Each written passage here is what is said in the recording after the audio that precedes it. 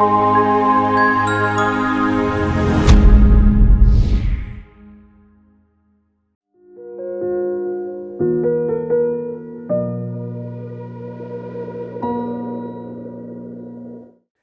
Everyone, आज जो हम टॉपिक पढ़ने वाले हैं इलेक्ट्रोस्टैटिक्स में, वो है basically Coulomb's law. Coulomb's law आप लोगों ने अपने अर्लियर क्लासेस में भी पढ़ा है ना। और अब कूलम्स लॉ में पर्टिकुलरली बहुत सारी छोटी छोटी डिटेल्स हैं जो हमें कवर करनी होती हैं। तो आज का पर्टिकुलर लेक्चर कूलम्स लॉ के लिए डेडिकेटेड है। तो कूलम्स लॉ क्या होता है, आइए जरा देखते हैं। तो कूलम्स लॉ बेसिकली दो पॉइंट चार्जेस अगर वो आर डिस्टेंस पे सेपरेटेड है तो उनके बीच में कोई भी एक चार्ज कितना फोर्स एक्सपीरियंस करेगा उसके बारे में आइडिया हमें कौन देता है, कूलम्स लॉ। ठीक है, तो जैसे कि दो चार्जेस आपके सामने हैं Q1 और Q2, आर डिस्टेंस पे सेपरेटेड है। और कूलम्स लॉ के अकॉर्डिंग अगर ये दो पॉइंट चार्जेस किसी भी आर डिस्टेंस पे सेपरेटेड है तो वो पहले तो डायरेक्टली प्रोपोर्शनल होंगे दोनों चार्जेस के मैग्नीट्यूड के प्रोडक्ट पे, है ना। At the same time inversely proportional होंगे उसके डिस्टेंस के स्क्वायर के। ठीक है, तो यही लैंग्वेज लिखी हुई, directly proportional to product of magnitude of charges and inversely proportional to square of distance between their centres. ठीक है, तो दो पॉइंट चार्जेस के बीच में क्या फोर्स लगेगा ये कूलम्स लॉ हमें आइडिया देता है। और कूलम्स लॉ का जो फॉर्मूला है वो बेसिकली अब आप देख सकते हो। तो जो बोला गया है, क्या बोला है पहले, इन directly proportional to product of charges, inversely proportional to distance का स्क्वायर, तो F will be proportional to Q1 Q2 upon R square. जैसे ये प्रोपोर्शनलिटी हटेगी तो प्रोपोर्शनलिटी को हटाने के बाद में प्रोपोर्शनलिटी का कांस्टेंट हमने K माना है और इस K की वैल्यू 1/4 पाई एप्सिलॉन होती है।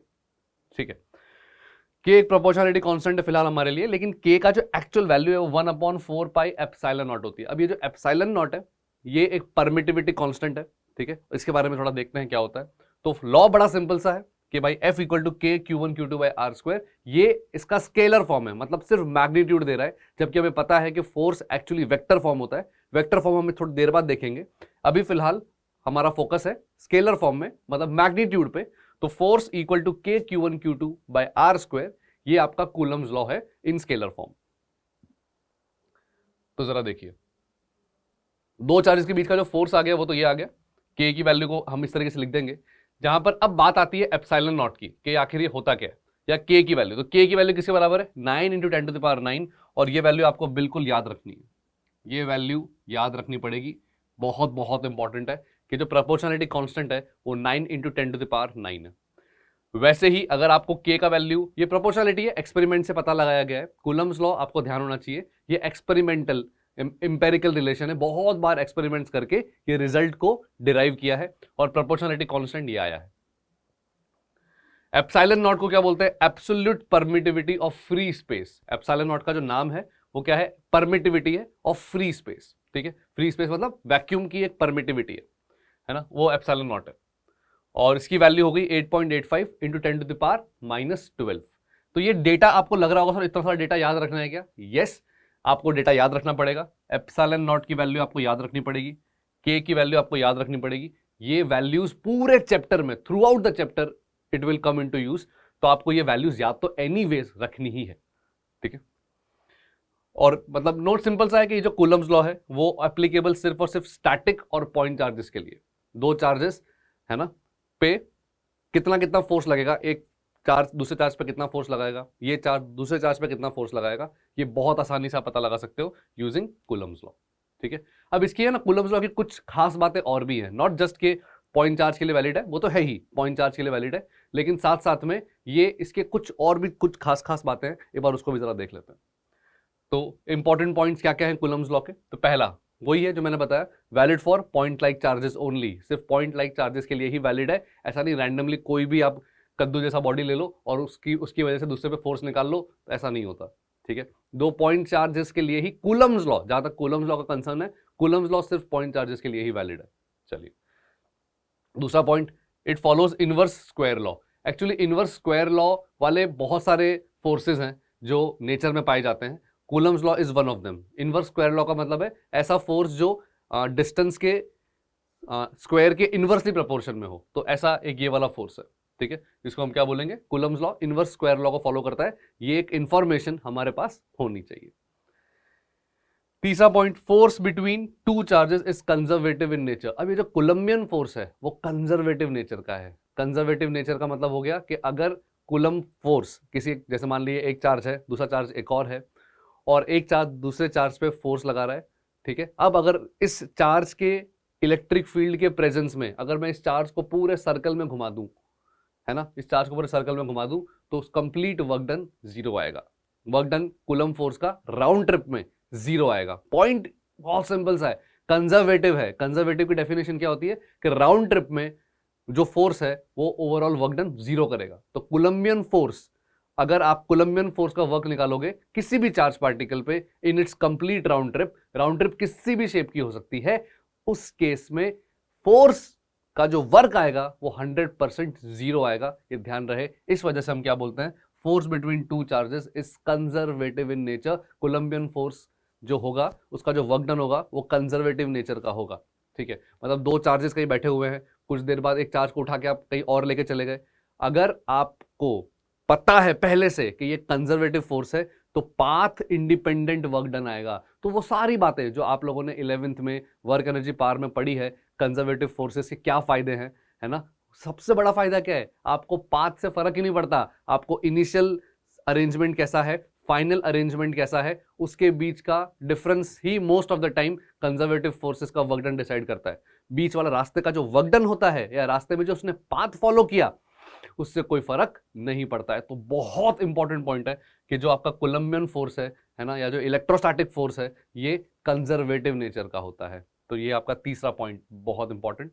नेक्स्ट पॉइंट क्या है, force between two charges does not get affected by presence और एब्सेंस ऑफ थर्ड चार्ज। जैसे अभी हमने जो बात की वो क्या था, दो चार्जेस हैं, है ना, एक यहाँ पर Q1 चार्ज है, एक यहाँ पर Q2 चार्ज है, और लेट्स से यहाँ पर एक Q3 चार्ज है। मान लिया मैंने Q3 चार्ज एक और लगा दिया। पॉइंट बीइंग कि Q1 Q2 पे कितना फोर्स मारेगा, Q3 के प्रेजेंस से कोई फर्क नहीं पड़ता है।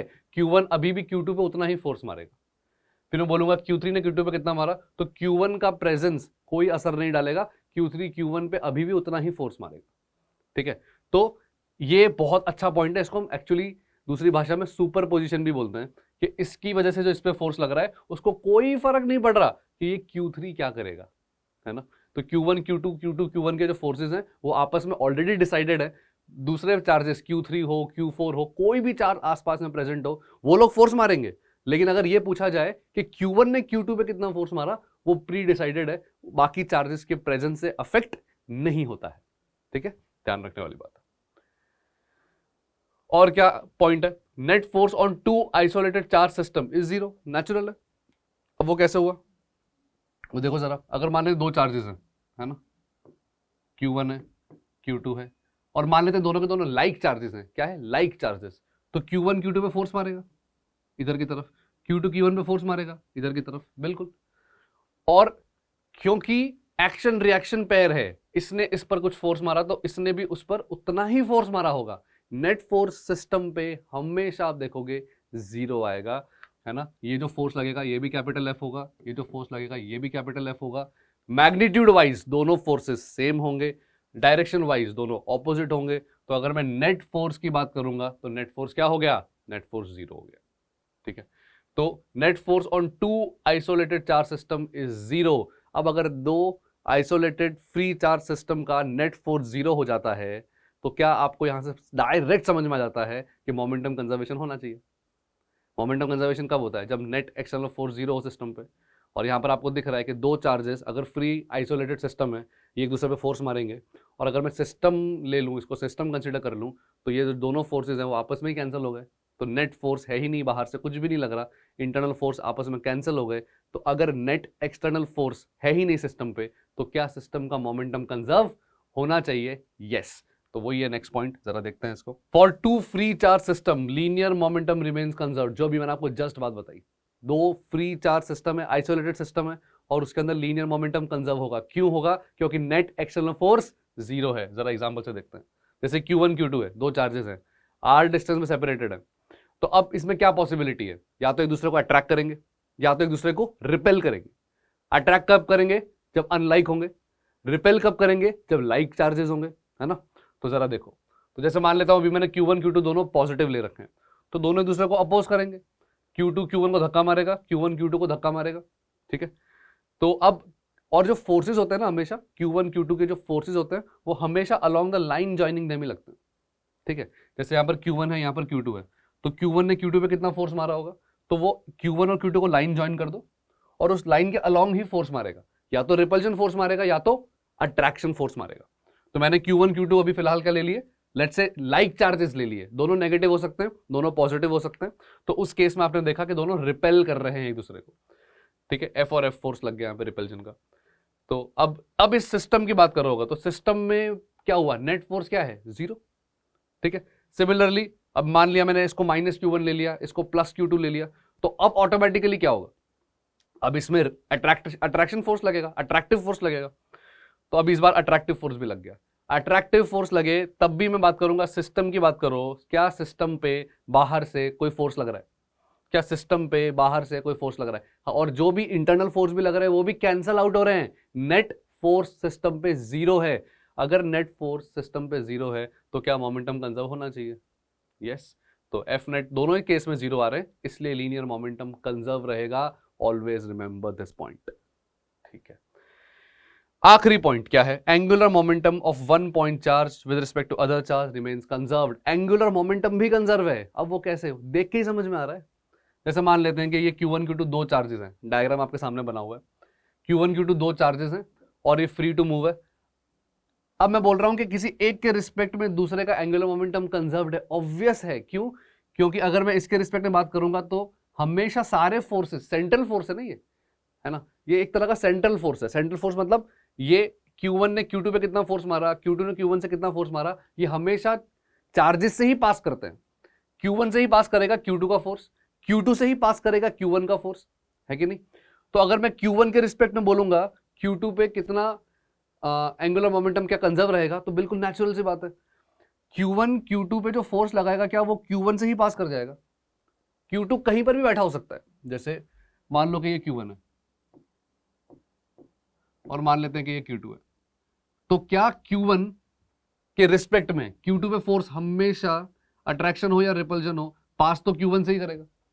तो इसके रिस्पेक्ट में इस Q2 पे टॉर्क तो आ ही नहीं सकता, क्योंकि जो भी फोर्स लगेगा वो Q1 से ही पास कर जाएगा, और अगर Q1 से ही पास कर जाएगा तो एंगुलर मोमेंटम तो कंजर्व होगा, ठीक है। तो कूलम फोर्स के बहुत ऐसे ऐसे मैकेनिक्स वाले एस्पेक्ट है जो धीरे धीरे 11th के जो कॉन्सेप्ट है वो कैचअप करेंगे। तो अभी आपको इतना जरूर समझना है कि अगर दो चार्जेस फ्री टू मूव है, मोमेंटम कंजर्व होगा, 100% होगा। दूसरा, अगर दो चार्जेस वापस आइसोलेटेड होने चाहिए, इंपॉर्टेंट है, एक के रिस्पेक्ट में दूसरे का एंगुलर मोमेंटम कंजर्व होगा ही होगा। दो चार्जेस आइसोलेटेड होने चाहिए, एक के रिस्पेक्ट में दूसरे का एंगुलर मोमेंटम कंजर्व होगा, बिकॉज हमेशा जो फोर्स है वो किसी ना किसी, जैसे किसी के भी रिस्पेक्ट में एक चार्ज अगर आप पकड़ लिए तो फोर्स तो हमेशा उससे ही पास करेगा, तो उसके रिस्पेक्ट में टॉर्क तो आ ही नहीं सकता। अगर टॉर्क नहीं आ सकता तो एंगुलर मोमेंटम चेंज होगा कैसे, सही बात। तो ये सारे छोटे छोटे पॉइंट्स हैं जो हमने अभी कूलम्स लॉ के बारे में पढ़े हैं, देखे हैं, और ध्यान रखने हैं कि कैसे एंगुलर मोमेंटम कंजर्व होता है, हमेशा मोमेंटम कंजर्वेशन होता है, नेट फोर्स हमेशा 0 होता है, सिर्फ पॉइंट लाइक चार्जेस के लिए वैलिड होता है। ये सारी बातें कूलम्स लॉ की बहुत इंपॉर्टेंट है, याद रखनी है। तो चलिए प्रॉब्लम क्या है जरा देखते हैं। अब इसमें दो आइडेंटिकल स्मॉल स्फीयर्स दे रखे हैं और सेम चार्ज है और फोर्स लग रहा है कैपिटल F। तो मान लेता हूं दोनों पे कैपिटल Q चार्ज है, तो क्या मैं F इक्वल टू स्टार्टिंग में जो इंफॉर्मेशन दे रखी है उसके according K Q upon R² ये लिख सकता हूं। अब क्या बोला, 50% charge of one sphere is transfer to the other sphere. अगर 50% चार्ज ट्रांसफर कर दिया तो एक का चार्ज हो गया Q/2 और दूसरे का हो जाएगा 3Q/2, सही है। तो अब जो नया फोर्स आना चाहिए वो हो गया 3Q/2 into Q/2 upon R²। Total charge तो 2Q रहेगा, 50% एक ने दूसरे को दे दिया, तो एक के पास कितना हो गया 1.5Q और एक के पास कितना हो गया 0.5Q। तो यहां से आप देखेंगे F डैश, जैसे रेशियो लेंगे इन दोनों का तो अब क्या मिल रहा है F dash upon capital F। तो ये वाला फैक्टर कितना बन गया, देखो KQ²/R² तो कैंसिल हो जाएगा और यहां पर बच जाएगा 3/4। तो F डैश की वैल्यू आ गई 3/4 इंटू कैपिटल F। तो तो यहां से आपका ऑप्शन ए करेक्ट हो गया। सेकंड प्रॉब्लम देखते हैं जरा, इसमें क्या है। A particle of mass m carrying charge q1 is revolving around a fix charge -q2। -q2 fixed है और उसके आसपास में q1 चार्ज सर्कल में घूम रहा है और रेडियस r में घूम रहा है। बोला है कितना पीरियड ऑफ रिवॉल्यूशन होगा, स्पीड कितनी होगी, ये सब चीजें पूछी। तो चलिए देखें जरा क्वेश्चन में क्या हो रहा है। अगर मैं बात करता हूं -q2 जो सेंटर पे फिक्स्ड है और यहां पर है चार्ज q1, तो 100% है अट्रैक्शन फोर्स लगेगा। अट्रैक्शन फोर्स कौन सा लगेगा? कोलंबियन फोर्स लग गया, क्योंकि दोनों ऑपोजिट चार्जेस हैं तो एक कोलंबियन फोर्स लग गया। और वो कहां से पास करेगा? एग्जैक्टली -q2 से। ठीक, अब -q2 से ही पास करेगा, तो ये जो फोर्स आपका कोलंबियन फोर्स लगा, क्या वही अल्टीमेटली समझ में आ रहा है कि यही सेंट्रीपिटल एक्सेलरेशन प्रोवाइड करेगा? सही है। तो अब रेडियस आपको r दे रखा है ना, तो क्या लिख सकते हैं कोलंबियन फोर्स को? बहुत ही easily, k q1 q2 upon r square is equal to m, जो भी इसका मास है, ओमेगा स्क्वायर इंटू r। यहां से मुझे ओमेगा मिल जाएगा। जैसे ही ओमेगा मिला, मुझे टाइम पीरियड भी मिल जाएगा और मुझे at the same time speed भी मिल जाएगी।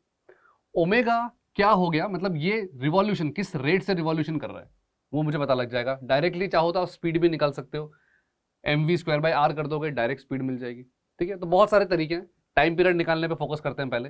तो देयरफॉर यहां से जो आपका ओमेगा का वैल्यू आ रहा है, ठीक है, तो काफी गंदा सा जाएगा, तो अंडर रूट पर डाल देते हैं सबको। तो k q1 q2 whole upon m r cube. ठीक है, ये तो आपका हो गया ओमेगा। ठीक है, जैसे ही आपका ओमेगा आया तो टाइम पीरियड क्या होता है? 2π/ओमेगा। और वेलोसिटी को क्या लिख सकते हो? वेलोसिटी को लिख सकते हो ओमेगा इंटू आर, क्योंकि यूनिफॉर्म सर्कुलर मोशन कर रहा है, तो स्पीड हो जाएगी ओमेगा इंटू आर। ओमेगा के बारे में आपको ऑलरेडी इंफॉर्मेशन है, तो टाइम पीरियड, वेलोसिटी दोनों बहुत ही इजीली सॉल्व हो जाएंगे। काम की बात यही है कि अगर ये सर्कल में घूम पाता है तो इसको कोई ना कोई कोलंबियन फोर्स है जो सेंटर की तरफ लग रहा होगा, और वही तो इसको सेंट्रीपिटल एक्सेलरेशन देगा। तो ये जो सेंट्रीपिटल फोर्स है वही सेंट्रीपिटल एक्सेलरेशन देगा, और बस फोर्स बराबर मास इनटू सेंट्रीपिटल एक्सेलरेशन कर दिया, इजीली हो गया। ठीक, नेक्स्ट। अब नेक्स्ट प्रॉब्लम जरा देखो क्या है। A total charge capital Q is broken in two parts, Q1 and Q2, and they are placed at a distance r from each other. Maximum force of repulsion between them will occur when? अब देखो ये क्या है। Capital Q charge है ना, इसको दो टुकड़ों में तोड़ दिया है, एक है Q1, एक है Q2। ठीक है, दो टुकड़ों में तोड़ दो, कोई इशू नहीं है, लेकिन टोटल मिलाकर रहेगा तो स्टिल कैपिटल Q ही। तो क्या मैं कैपिटल Q को लिख सकता हूं Q1 प्लस Q2। ठीक है, अब ये दोनों चार्ज को क्या कर दिया? r डिस्टेंस पे सेपरेट कर दिया। अगर इन दोनों चार्ज को r डिस्टेंस पे रख दिया तो क्या फोर्स हो जाना चाहिए? Force will be equal to k q1 q2/r square. बिल्कुल ठीक बात है, जिसको मैं आगे ऐसे भी लिख सकता हूं k/r स्क्वायर, ये तो कांस्टेंट हो गए, और q1 इंटू q2 को लिख सकता हूं कैपिटल Q माइनस q1। ये क्या लिख दिया मैंने Q2 को रिप्लेस कर दिया। Q2 को किससे रिप्लेस कर दिया? Q माइनस Q1 से। तो अब मेरा जो पूरा फोर्स का एक्सप्रेशन है वो Q1 और सिर्फ Q1 के टर्म्स में आ गया। अब मुझे फोर्स मैक्सिमाइज करना है, मिनिमाइज करना है, ये सब जो चीजें होती हैं उसको सॉल्व करना बहुत आसान है। क्या करते हैं? डिफरेंशिएट, है ना। तो देयरफॉर फॉर F मैक्सिमम, अगर मुझे फोर्स को मैक्सिमाइज करना है तो मुझे dF बाई dQ1, इसको मैं 0 कर देता हूं, इसको डिफरेंशिएट कर दो आप, Q1 के रिस्पेक्ट में डिफरेंशिएट कर दो।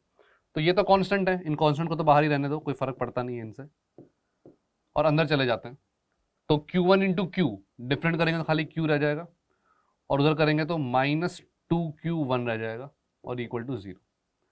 सिर्फ डिफरेंशिएट किया, आप देखो ये Q1 स्क्वायर आ जाएगा, तो Q1 स्क्वायर का डेरिवेटिव क्या हो जाएगा? -2Q1, तो -2Q1 इक्वल टू 0। तो अब देखो यहां से Q1 की वैल्यू कितनी आ गई? Q1 की वैल्यू आ गई Q/2। इसका क्या मीनिंग हुआ कि अगर कभी भी आप चाहते हो कि एक चार्ज है, उसको दो टुकड़ों में तोड़ दिया, और दो टुकड़ों में तोड़ने के बाद अगर उन दोनों पे आप चाहते हो कि मैक्सिमम रिपल्जन फोर्स लगे या मैक्सिमम अट्रैक्शन फोर्स, जो भी आप बात करो, मैक्सिमम कोलंबियन फोर्स लगे, तो उसके लिए बहुत आसान तरीका है, आप आधे आधे बांट दो। सॉल्व कर क्या मिला? जो कैपिटल क्यू चार्ज था, बोला तो है मैक्सिमम फोर्स कितना हो सकता है, तो Q1 की वैल्यू कैपिटल Q बाई 2 आ रही है, एग्जैक्टली हाफ आ रही है। तो देयरफॉर एफ मैक्स कितना हो गया, तो एफ मैक्स अगर निकालना है तो F max will be K Q by 2 into Q by 2 whole upon R square. तो यहां से आपका आंसर आ गया K Q square by 4 R square. ये आपका मैक्सिमम फोर्स लगेगा जो कैपिटल क्यू को दो टुकड़ों में तोड़ने के बाद आएगा। तो फैक्ट याद क्या रख लेना है, अगर मान लो मैं बोलता हूं कि मेरे पास 10 कूलम का चार्ज है, उसको दो टुकड़ों में तोड़ दो इस तरीके से कि दोनों टुकड़ों पे मैक्सिमम फोर्स लगे, तो बेटा दिमाग मत लगाना, सीधे सीधे आप क्या करोगे, 5-5 कूलम दोनों को बांट दो, वही मैक्सिमम फोर्स देगा। तो रिजल्ट भी याद रखते हैं स्टूडेंट्स एग्जाम के लिए, और चाहो तो डिराइव करना भी कोई बहुत बड़ा टास्क नहीं है। फोर्स का एक्सप्रेशन लिखा हमने, डिफरेंशिएट करके जीरो किया और वहां से आपका सॉल्व हो गया। अब कूलम्स लॉ की एप्लीकेशन में ये एक बहुत स्पेशल कैटेगरी है जो कि बोलते हैं पिटबॉल प्रॉब्लम्स। अब ये पिटबॉल प्रॉब्लम्स आखिर होती क्या है, ये तो जरा देख लेते हैं इसके बारे में। दो आइडेंटिकली चार्ज्ड है ना, दो आइडेंटिकल बॉल्स हैं ऐसा समझ लो, शेप आइडेंटिकल होगा और दोनों को हम क्या करते हैं, चार्ज कर देते हैं। और चार्ज किससे चार्ज करने के बाद में दोनों को इंसुलेटेड स्ट्रिंग से हम अटैच कर देते हैं और एक कॉमन पॉइंट होता है जहां से हम कनेक्ट कर देंगे। तो अब ये दोनों अगर लाइक चार्जेस होंगे तो वो रिपेल करेंगे, अनलाइक चार्जेस होंगे तो पास आ जाएंगे। और फिर इसको अलग अलग तरीके से हम एनालाइज करते हैं कि बताइए कितना कितना चार्ज होगा, उसके बेसिस पे कितना एंगल होगा, और ऐसी बहुत सारी बातें। तो अगर दोनों पार्टिकल्स, जो दोनों बॉल्स दे रखी है यहाँ पे, दोनों का मास अगर m है, तो ये जो पर्टिकुलर प्रॉब्लम है, दोनों का चार्ज सेम, दोनों का मास सेम, तो ये प्रॉब्लम आखिर फोर्स के पॉइंट ऑफ व्यू से कैसी दिखेगी, जरा उसके बारे में देखते हैं। तो आई होप कि पूरा का जो प्रॉब्लम सेटअप है वो क्लियर है। दो रस्सी है, दोनों रस्सी के एंड पे अपन ने दो चार्ज पार्टिकल्स अटैच कर दिए, और अगर ये लाइक चार्जेस हैं, दोनों का मास सेम है, तो ये दोनों आइडेंटिकल तरीके से दूर हो जाएंगे और बिल्कुल सिमेट्रिक डिस्ट्रीब्यूशन होगा। तो जरा देखो, बिल्कुल दोनों रिपेल कर गए, रिपेल करना था ही बिकॉज दोनों के दोनों आइडेंटिकली चार्ज थे। उसके बाद अब जब ये दूर हो गए तो वर्टिकल लाइन से कुछ ना कुछ एंगल बना रहे होंगे, ठीक है। तो हमारा जनरली टास्क क्या होता है कि ये एंगल पता लगा लें, है ना, या फिर रस्सी में टेंशन कितना होगा ये पता लगा लें। इस तरह के प्रॉब्लम छोटे छोटे छोटे छोटे मोटे बनते रहते हैं। तो जरा देखो, तो दोनों चार्जेस के बीच में कुछ सेपरेशन हो गया, ये एक वर्टिकल लाइन बन गई जिससे कुछ एंगल बनेगा, ठीक है। और एंगल लेट से मैंने अभी मान लिया थीटा। तो एंगल थीटा बनने के बाद में क्या क्या फोर्स लग गए, एक तो इलेक्ट्रिक फोर्स लग जाएंगे, दोनों चार्जेस एक दूसरे को रिपेल करेंगे, रिपेल करने की वजह से इलेक्ट्रिक फोर्स लग गया। और कौन कौन से फोर्स आएंगे, ग्रेविटी का फोर्स लगेगा और टेंशन का फोर्स लगेगा। तो ये सारे फोर्सेस अब आने वाले हैं। तो ग्रेविटी का फोर्स हो गया नीचे, ठीक है, टेंशन का फोर्स हो जाएगा अलोंग द स्ट्रिंग। तो अब आप देखो जरा, एक पर्टिकुलर चार्ज पार्टिकल पे तीन तरह के फोर्स लग रहे हैं। एक तो इलेक्ट्रोस्टैटिक जो रिपल्जन हो रहा है, जो कूलम्ब फोर्स हम बात कर रहे हैं, कूलम्ब फोर्स लग गया, टेंशन अलोंग द स्ट्रिंग लग गया, mg डाउनवर्ड्स लग गया। और अभी फिलहाल दोनों का मैंने मास सेम मान रखा है, दोनों का मैंने चार्ज सेम मान रखा है, इसलिए बहुत ही सिमेट्रिकल प्यारा सा स्ट्रक्चर आ गया। लेकिन हम आगे देखेंगे कि ऐसा जरूरी नहीं है कि दोनों का मास सेम हो, जरूरी नहीं है दोनों का चार्ज सेम हो। तो अगर अलग अलग सिचुएशन में फिर रिजल्ट्स भी अलग अलग आएंगे। तो चलिए, तो ये हमारा जो एफबीडी बना है, इस एफबीडी के बेसिस पे अब मैं फोर्सेस के कंपोनेंट्स कर सकता हूं। जैसे टेंशन के कंपोनेंट हो जाएंगे, टेंशन के एक कंपोनेंट इधर, टेंशन के कंपोनेंट इधर। क्या ये चार्ज इक्विलिब्रियम में है? यस। अगर इक्विलिब्रियम में है तो वर्टिकल में फोर्स बैलेंस होने चाहिए, हॉरिजॉन्टल में फोर्स बैलेंस होने चाहिए। तो आप यहां से इक्वेशंस में लिख सकते हो। जरा देखो क्या हो गया, तो क्या mg या t sin theta, t sin theta किसके बराबर आ गया, t sin थीटा बराबर एफ हो गया। और t cos थीटा किसके बराबर हो गया, t cos थीटा बराबर mg हो गया। तो ये दो इक्वेशंस क्या लिख रही है, हॉरिजॉन्टल में सारे फोर्स बैलेंस, वर्टिकल में सारे फोर्स बैलेंस। तो t sin थीटा बराबर F E, T cos theta बराबर mg। तो यहां से आप चाहो तो जैसे आप रेशियो लोगे, ठीक है, तो tan थीटा कितना बन गया, एफ ई अपॉन mg। तो यहां से थीटा का बारे में रिजल्ट हमारे पास आसानी से आ जाता है। तो थीटा तो सिंपल है, आ गया। तो ऐसे सेटअप के अंदर आपको फंडामेंटल्स, ये बिल्कुल मैकेनिक्स का फंडामेंटल है कि आपने खाली एफबीडी बनाया है, एफबीडी बनाकर देख लिया इक्विलिब्रियम है, और इक्विलिब्रियम होने की वजह से वर्टिकल में हॉरिजॉन्टल में फोर्स बैलेंस कर दिया। तो ये तो हो गया जब सब कुछ अच्छा है, दोनों के चार्ज सेम, दोनों के मास सेम। लेकिन जरूरी तो नहीं हर बार ऐसा हो, कभी कभी सिचुएशन अलग भी आ सकती है। तो उन सिचुएशंस में क्या चेंज आएगा, जरा उसके बारे में देखते हैं। तो जरा देखो, ये अभी हमने पता किया कि tan थीटा किसके बराबर आता है, F E upon M G के बराबर। तो ये पूरा सेटअप जो हमने अभी पिछले स्लाइड में देखा था वो यहाँ पर मैंने एक साथ वापस ड्रॉ कर दिया है। अब आते हैं अलग अलग सिनारियोस पे। जैसे पहला वाला केस Q1 बराबर Q2 ले लिया, पहला केस M1 बराबर M2 ले लिया, तो θ1 बराबर θ2 आना ही है, कोई दिक्कत नहीं है। ये तो हमारा पहला केस था, ये हम जान चुके हैं।